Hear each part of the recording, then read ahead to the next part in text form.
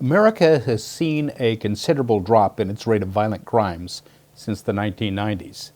Those of us who entered the profession before that time remember the tremendous costs to the community. I especially remember the horrible loss of young lives in armed robberies and gang violence. It was a hard and a heartbreaking time. The reduction in violent crime rate we have now is due to a combination of factors. One key factor is that communities said enough is enough and organized to resist crime and the values which fostered violent crime. Tacoma's Hilltop neighborhood is a prime example. In addition, the ravages of drugs like cocaine and meth have abated. Law enforcement has worked more closely with communities while police techniques and staffing have improved. But while violent crime has been low for 15 to 20 years, it is now beginning to show a modest increase. We are beginning to see more press coverage about violent crime, more stories about armed robberies and deadly shootings. This is not just true in large urban jurisdictions, but also right here in Pierce County. It's something that we need to recognize and address if we're going to maintain the peace and safety and preserve the lives of thousands of our young people. We need to resist a return to violence. Now, for the past 2 years, we've seen a succession of news stories, often with graphic video showing violent acts by police officers. Some of these news stories failed to tell the whole story of what was involved in the incident, but others in Seattle and South Carolina and in Cincinnati show law enforcement officers who were careless or reckless or perhaps worse. This is a fact. It's an unpleasant fact, but it's true nonetheless. We need to attend to such facts, and the national news media and elected officials have stood up to do so. But there's another important fact about violence in America today that's received very little news media attention.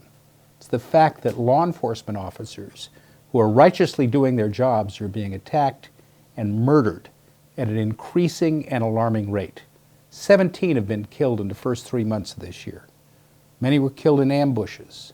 On top of this, dozens more were severely wounded, all while on duty, all while conducting the public's business on the people's behalf. There's nearly always ample local news coverage of these events, but the large and increasing number of attacks on officers has not received attention from national news outlets, nor has it brought statements of outrage by federal officials. While I was in Washington, D.C. earlier this year, I joined with leaders of national law enforcement leadership organizations, and we strongly urged federal government officials to send a clear signal of alarm and concern. We have yet to hear that signal. Our line personnel, our men and women who protect your community and carry both the burdens and the dangers of the job, have yet to hear that signal. The lack of clear concern sends the wrong message. It is at best a message of indifference. I believe that law enforcement officers must be accountable for their decisions, even though they must make these decisions often in chaotic situations, which are fast-paced and too often dangerous.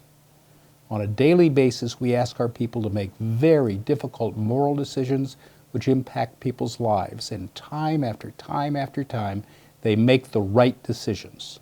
The officers who were murdered and who were attacked and wounded were doing their jobs. They were not making bad decisions.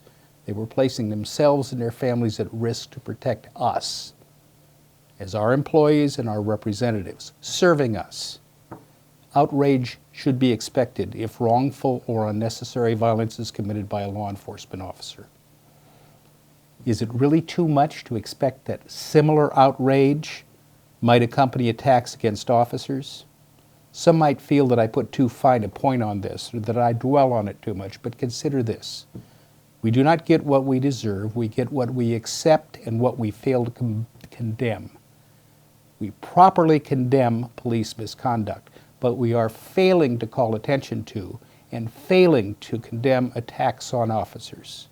Some people even discount such attacks or suggest that there's some sort of acceptable group payback. We get what we accept or fail to condemn. Leaders in the community at the state and federal level must send a clearer signal about attacks on officers. Otherwise, their silence will be mistaken for acceptance, and this could result in more who are injured or killed.